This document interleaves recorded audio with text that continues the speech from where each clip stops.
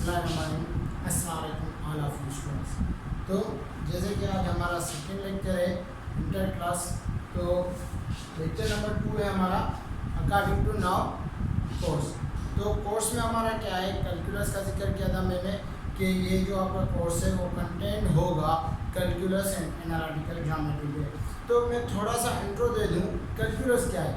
दरअसल कैलकुलस क्या है, कैलकुलस दो चीज़ों का इंटर रिलेटेड थिंग है, ठीक है। कैसे, फॉर एग्जांपल एक चीज़ दूसरी चीज़ पे कैसे डिपेंड करती है। अगर एक चीज़ चेंज होती है तो दूसरी पे क्या इफेक्ट होगा, मीन्स दो चीज़ें आपस में रिलेटेड होंगी। फॉर एग्जांपल मैं डिस्टेंस और टाइम की बात करूँ ना, अगर आप कहीं पे गाड़ी पे सफ़र कर रहे हैं और आप डिस्टेंस एंड टाइम को ले रहे हैं ना, तो कितने टाइम में कितना डिस्टेंस चेंज हो रहा है। तो अगर इसकी स्टडी करेंगे तो वो आ जाएगी हमारी किसमें, कैलकुलस में। मींस एक चीज़ दूसरी पे कितना इम्पैक्ट डालेगी, कितना डिफरेंस आएगा, उसको हम क्या बोलते हैं, कैलकुलस में। तो कैलकुलस के हवाले से अगर हम बात करें, वहाँ पे दो चीज़ें होंगी इंटर रिलेटेड, मीन्स एक चीज़ दूसरी चीज़ पे डिपेंड करेगी। जाहिर सी बात है, अगर मैं डिस्टेंस और टाइम की बात करूँ तो डिस्टेंस हम जो कवर कर रहे हैं वो अकॉर्डिंग टू टाइम कर रहे हैं ना, कितने टाइम में कितना डिस्टेंस कवर कर रहे हैं। अगर मैं दूसरी बात करूं एरिया की, तो एरिया एरिया जो भी होता है वो दो डायमेंशंस में डिस्कस होते हैं। एक तो वर्टिकल कंपोनेंट, दूसरा horizontal, means width and length पे। अगर जो भी एरिया होगा वो इन दो चीज़ों पे डिपेंड करेगा। अब दोनों की साइड क्या है, लेंथ है, तो मींस एरिया डिपेंड करेगा आपका लेंथ पे या विड्थ पे। मींस इसी हवाले से अगर हम बात करें तो पहले कैलकुलस के हवाले से पहले हम बात करेंगे इन दो चीज़ों की ना, इंटर रिलेटेड की। तो जब दो चीज़ों का आपस में रिलेशनशिप होता है उसको हम बोलते हैं फंक्शन। क्या बोलते हैं, फंक्शन। फंक्शन क्या है, मीन्स दो चीज़ें कैसे रिलेशनशिप में कैसे रिलेट कर रही हैं। जैसे मैं अगर आपको बात बता दूं कि फंक्शन ऑलवेज दो चीज़ों का रिलेशनशिप होता है। एक एग्जांपल ले लेते हैं, अगर आप तैयारी करके एग्जाम्स में बैठेंगे तो आपके मार्क्स अच्छे आएंगे ना। अगर सोचें ये क्या है, रिलेशनशिप है किसका, तैयारी और एग्जाम्स का। अच्छी तैयारी अच्छी रिजल्ट। अगर आप तैयारी नहीं करके आएंगे और ऐसे एग्जाम में बैठेंगे तो आपकी रिजल्ट भी वैसी आएगी, बुरी आएगी ना। मेरे हिसाब समझने के लिए बोल रहा हूँ। आप तो अच्छे बच्चे की तैयारी करेंगे, तो इसका मतलब क्या है, सिंपली दो चीज़ों का रिलेशनशिप, मींस एक चीज़ दूसरी चीज़ पे डिपेंड करती है। अब ये जो रिजल्ट है आपकी किस पे डिपेंड करती है, तैयारी पे, एग्जाम प्रिपरेशन पे आप कैसे करें, कैसे आप उसको डील करें। मींस फंक्शन क्या है, दी रिलेशनशिप between two variables। क्या है, जो रिलेशनशिप है वो दो वेरिएबल्स पे, एक में नहीं दोनों पे। दो वेरिएबल्स कैसे, हर चीज चेंज होगी, दोनों वेरिएबल चेंज होंगे तभी एक का दूसरे पे इम्पैक्ट आएगा। तो पहले ये जो फंक्शन था वो हमारा इंट्रोड्यूस किया था लेबनिज साइंटिस्ट, जर्मन मैथमेटिशियन है, उसने इसको इंट्रोड्यूस किया था कि ये ऐसे फंक्शन हो सकते हैं। तो अब इसकी जिक्र में बात करते हैं। फॉर एग्जांपल मैं एक चीज़ ले लेता हूँ, ये हमारा फंक्शन है f of x is equal to x square, या फिर इसको ऐसे भी बोलते हैं y is equal to x square. थोड़ा सिंपल कर लेंगे, ठीक है। y is equal to x square, ये भी सेम थिंग है, ये भी सेम थिंग है। अब यहाँ पे कितने वेरिएबल्स हैं, दो। y is equal to f of x square, sorry, क्योंकि y जो है वो है डिपेंडेंट वेरिएबल। किस पे डिपेंड करेगा, x पे डिपेंड करेगा। x की जो वैल्यू चेंज होती जाएगी तो उसके हवाले से y की वैल्यू भी चेंज होती जाएगी। तो फंक्शन क्या हुआ, हमारा रिलेशनशिप हुआ किन चीज़ों में, दो वेरिएबल्स में। तो यहाँ पे एक वेरिएबल हो गया y और दूसरा हो गया एक्स स्क्वायर। तो फंक्शन ऑलवेज उसमें दो वेरिएबल्स होंगे और वो दोनों वेरिएबल्स में एक होगा डिपेंडेंट, दूसरा होगा इंडिपेंडेंट। यह हो गया हमारा इंडिपेंडेंट,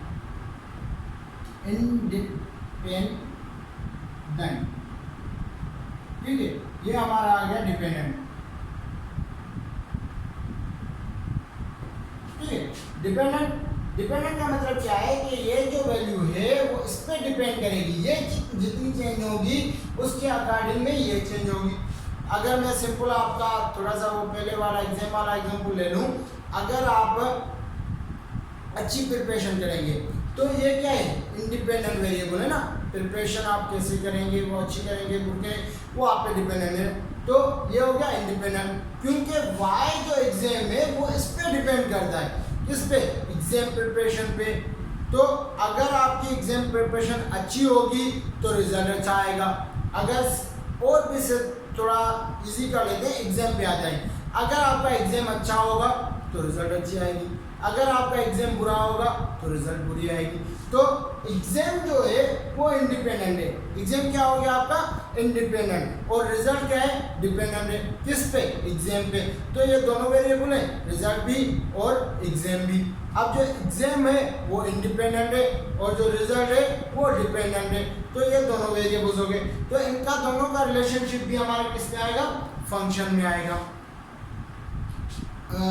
समझता हूँ यहाँ तक इंट्रो क्लियर होगा फंक्शन का, फंक्शन है क्या और उसको कैसे डील करते हैं, ठीक है।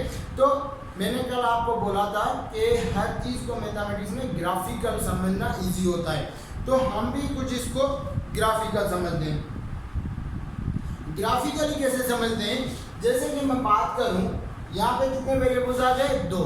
तो कल मैंने एक क्वाड्रेंट लाइन बनाई थी रियल नंबर्स के लिए, तो यहाँ पे 2 वेरिएबल्स थे, वहाँ पे 1 वेरिएबल है, यहाँ पे 2 वेरिएबल्स। तो जहाँ पे 2 वेरिएबल्स हैं तो क्वाड्रेंट लाइन्स भी कितनी बनाएंगे, 2। तो चलो पहले उसको बनाएंगे।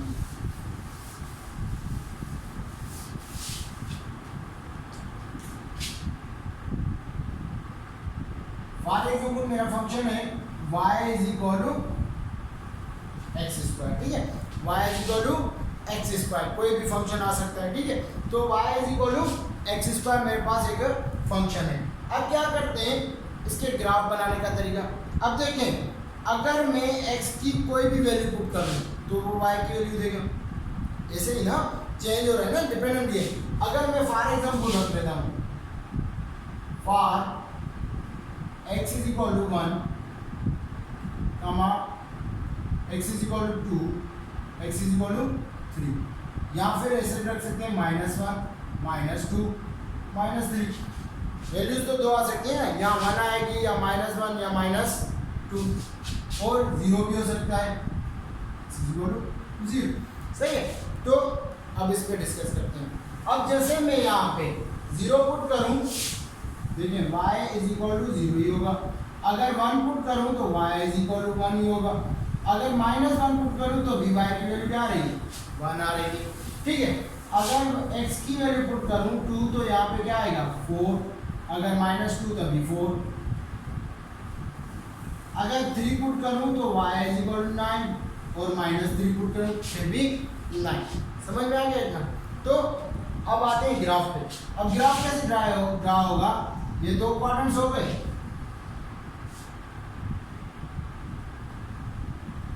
ठीक है।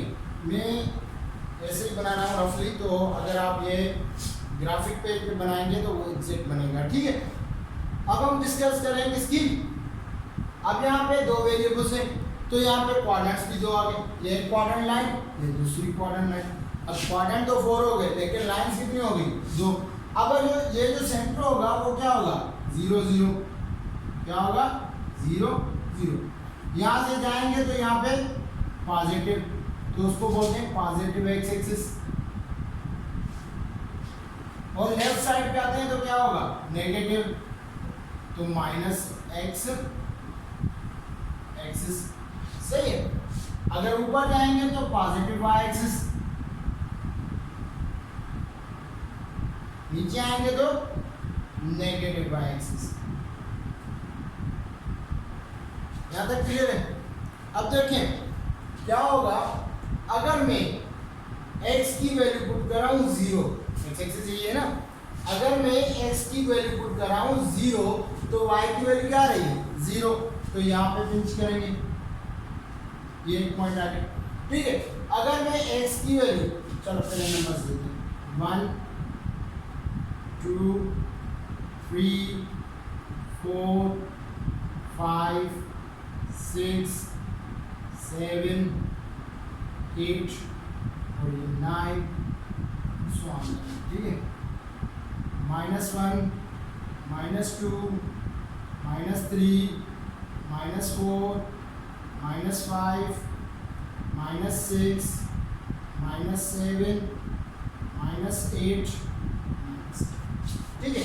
ये नंबर्स आ गए। यहाँ क्या है 1 2 3 4 5 6 7 8 और ये हो गया 9। और ऊपर चलते जाएंगे अगर आप बनाना चाहें कितना भी ग्राफ -1 -2 -3 -4 -5 -6 -7 -8 ठीक है। अब देखें यहाँ पे अगर x की वैल्यू 0 तो y की वैल्यू भी 0 पे पॉइंट कर लिया। ठीक है। अगर x की वैल्यू 1 है तो y की वैल्यू क्या आ रही है 1, तो ये पॉइंट कुछ यहाँ हिट होगा। ठीक है। अगर x की वैल्यू 2 है तो y की वैल्यू क्या है 4, तो ये पॉइंट कहाँ हिट होगा आएगा यहाँ पे। ठीक है। अगर x की वैल्यू 3 है तो y की वैल्यू क्या है 9।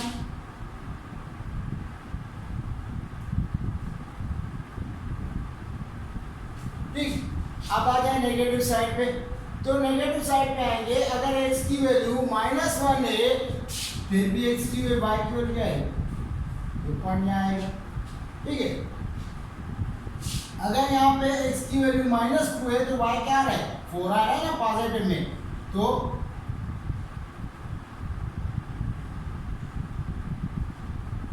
ये पॉइंट यहाँ आएगा।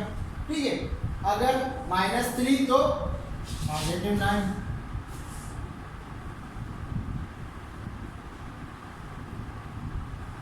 अब इन सारी पॉइंट्स को अगर मैं मिला दूं तो ये कुछ ग्राफ ऐसे ही बनेगा।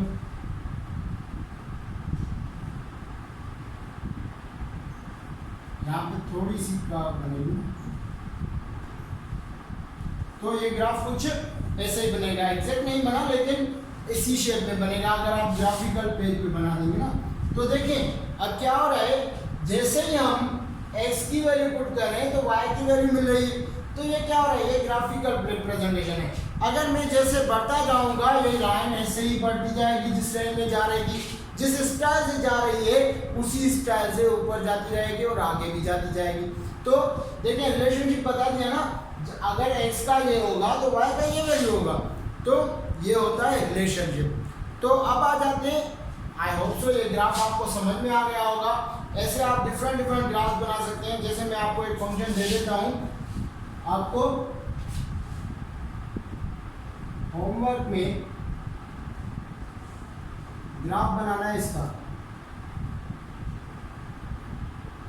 Graph of y is equal to x plus 2 और दूसरा बनाना है y is equal to 2x plus 1।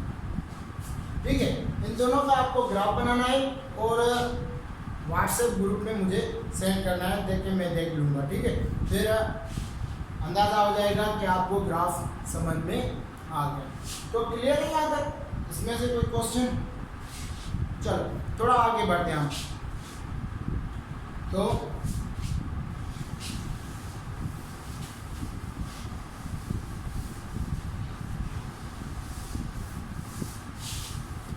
अब आ जाते हैं थोड़ा डोमेन एंड रेंज, डोमेन और रेंज, ये दोनों टर्म्स हैं, थोड़े बहुत डिफिकल्ट है दिखने में या समझने में। डोमेन क्या है, रेंज क्या है, हम इसको थोड़ा इजी बना लेंगे ना, तो समझने की कोशिश करना। डोमेन एंड रेंज, डोमेन क्या है, वो वैल्यूज जो आपकी इंडिपेंडेंट वेरिएबल्स की हैं, समझ में आ रहा है। डोमेन क्या है, वो वैल्यूज जो आपकी इंडिपेंडेंट वेरिएबल्स में आ रहे हैं, तो उसको हम क्या बोलते हैं, डोमेन। फॉर एग्जांपल मैंने जैसे लिखा था ना, f of x is equal to x square, ये फंक्शन लिखा। यहाँ पे मैंने x की कुछ वैल्यूज दी, फॉर एग्जाम्पल 1 दी 2 दी, ऐसे ही -1 दी, -2 दी। ये जो सारी वैल्यू है x की जो भी वैल्यूज होंगी, x की जो भी वैल्यूज होंगी उसको हम क्या बोलते हैं, domain.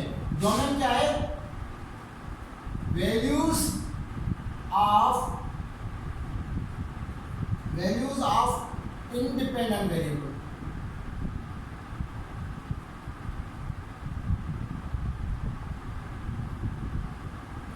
Values of independent variable को हम क्या बोलते हैं, डोमेन बोलते हैं। समझ में आ गया? डोमेन क्या है, the values of independent variables. तो आ जाए रेंज क्या है। रेंज क्या है, जब आप x की वैल्यूज पुट करेंगे तो आपको y की वैल्यू मिलेगी, तो उसको हम क्या बोलते हैं, रेंज बोलते हैं। रेंज मींस जैसे मैंने y का 1 पुट किया था तो y की वैल्यू क्या आई थी हमारे पास, 1 ही आएगी। 2 पुट किया था तो y की वैल्यू क्या थी, 4।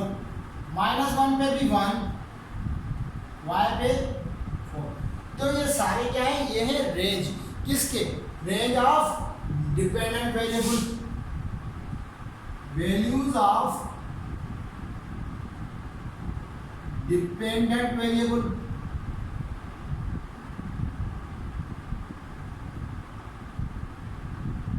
तो अगर डिपेंडेंट वेरिएबल है उसकी जो वैल्यूज होंगी उसको हम क्या बोलते हैं, रेंज बोलते हैं। और इंडिपेंडेंट वेरिएबल की वैल्यूज को हम क्या बोलते हैं, डोमेन बोलते हैं। ये तक क्लियर है?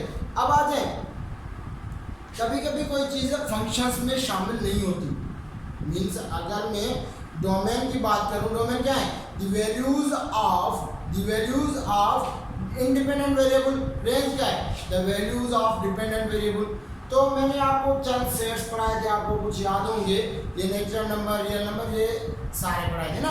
तो अब देखें, अगर मैं सेट्स के अकॉर्डिंग में बात करूं कि किस नंबर की कौन सी डोमेन हो सकती है, किस नंबर की कौन रेंज हो सकती है, मीन्स कौन सा सेट उसकी डोमेन हो सकता है, कौन सा सेट उसकी रेंज हो सकता है।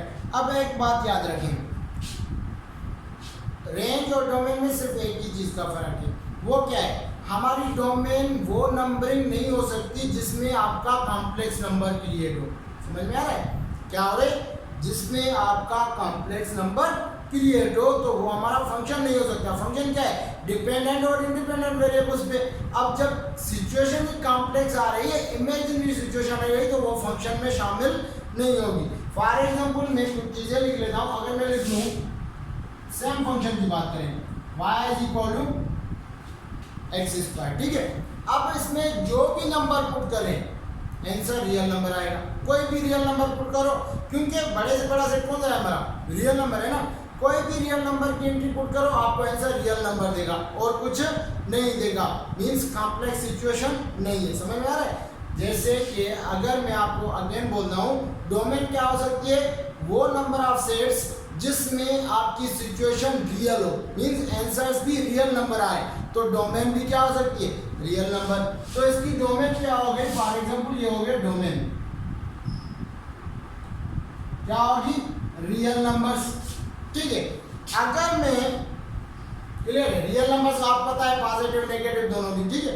अगर मैं इसकी रेंज की बात करूं, किसकी बात करूं, रेंज की बात करूं। अब रेंज क्या होगी, रेंज होगी अगेन रियल नंबर्स, पर देखें वो होगी पॉजिटिव नंबर्स में। कैसे, क्योंकि यहाँ पे एक्स स्क्वायर है, अगर आप नेगेटिव पुट करेंगे तो एक्स स्क्वायर में कन्वर्ट हो जाएगी किसमें, प्लस में। तो सिंपली इसकी जो रेंज आएगी वो क्या आएगी, रियल नंबर पर पॉजिटिव में, किसमें, पॉजिटिव, जो भी पॉजिटिव रियल नंबर है, डोमेन रियल नंबर होगी, नेगेटिव पॉजिटिव दोनों, लेकिन जो रेंज होगी वो पॉजिटिव में आएगी। समझ में आया? देखिए ना, आपने यहाँ पे पुट किया था -1, तो रेंज क्या आया था, 1, प्लस में कन्वर्ट हो गया। -2 पुट किया, कन्वर्ट हो गया 4 में। तो डोमेन एंड रेंज क्या है, डोमेन तो आपको पता है जो इंडिपेंडेंट वेरिएबल्स की वैल्यूज होगी, रेंज क्या है, जो डिपेंडेंट वेरिएबल्स की। अब वो हम किस में बात करें, पहले तो नंबर्स में बात कर दें, अब सेट्स में बात करें, तो कौन कौन से सेट उसके क्या हो सकते हैं, डोमेन हो सकते हैं या फिर रेंज हो सकती है। तो मैंने आपको बताया कि कभी फंक्शन में इमेजिनरी सिचुएशन या फिर कॉम्प्लेक्स सिचुएशन ना आनी चाहिए। फॉर एग्जांपल एक में फंक्शन लिख देगा y is equal to root of x square minus 4, x square minus 4। अब देख लें कॉम्प्लेक्स नंबर कब क्रिएट होगा, जब आपका रूट में नेगेटिव है। ठीक है, आपका रूट में नेगेटिव है मींस ये situation for complex root of -1। Now for complex root में कोई भी नेगेटिव नंबर ना हो। ठीक है, अगर नंबर एनी नंबर, ठीक है, एनी नंबर, ठीक है, फॉर कॉम्प्लेक्स सिचुएशन कोई भी नंबर रूट में नेगेटिव में ना हो। तो इस हवाले से अगर मैं बात करूं, हमारे पास क्या हो ऐसा फंक्शन जिसमें क्या क्रिएट ना हो, कॉम्प्लेक्स नंबर क्रिएट ना हो। समझ आ रहा है ना, कॉम्प्लेक्स नंबर क्रिएट ना हो। अब कॉम्प्लेक्स नंबर कहाँ पे क्रिएट होंगे, फॉर एग्जांपल मैं बात बता दूं, अगर मैं x की वैल्यूज यहाँ पे 1 पुट कर लूँ एंड 0 पुट, 0 एंड 1 पुट कर लूँ ना, 0 एंड 1। अगर यहाँ पे देखिए आप 1 पुट करेंगे तो ये आंसर आ जाएगा -3 और 0 पुट करोगे तो रूट में आंसर आ गया -4। अब देखिए इन दोनों नंबर की वजह से यहाँ पे क्या सिचुएशन हो रही है, कॉम्प्लेक्स नंबर, और यहाँ पे -1 पुट करोगे तभी यहाँ आंसर आएगा कॉम्प्लेक्स नंबर। समझ में आ रहा है। अगर ये तीनों नंबर यहाँ पे मैं पुट करता हूँ, डोमेन्स यहाँ पे पुट करता हूँ, तो मुझे जो फंक्शन है उसका आंसर आ रहा है कॉम्प्लेक्स नंबर में। तो हमें कॉम्प्लेक्स नंबर नहीं चाहिए। तो उस हवाले से हमने क्या बोला कि अब इसकी डोमेन होगी, क्या होगी, डोमेन होगी रियल नंबर्स। डोमेन क्या होगी, रियल, लेकिन एक्सेप्ट दीज नंबर्स, एक्सेप्ट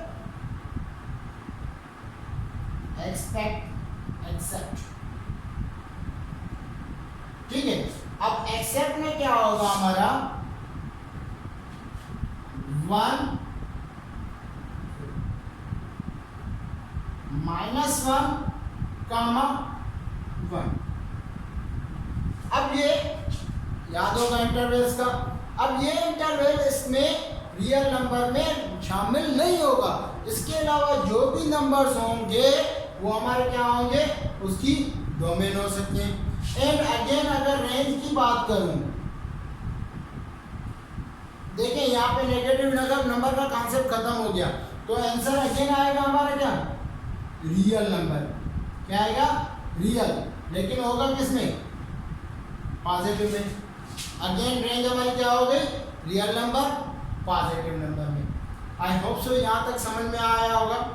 अब पहली कंडीशन तो हमेशा क्या होना चाहिए कि हमारे पास सिचुएशन जो आनी चाहिए वो रियल नंबर तक आनी चाहिए ना, और दूसरी सिचुएशन क्या हो, उसमें कॉम्प्लेक्स नंबर डोमेन में ना आए।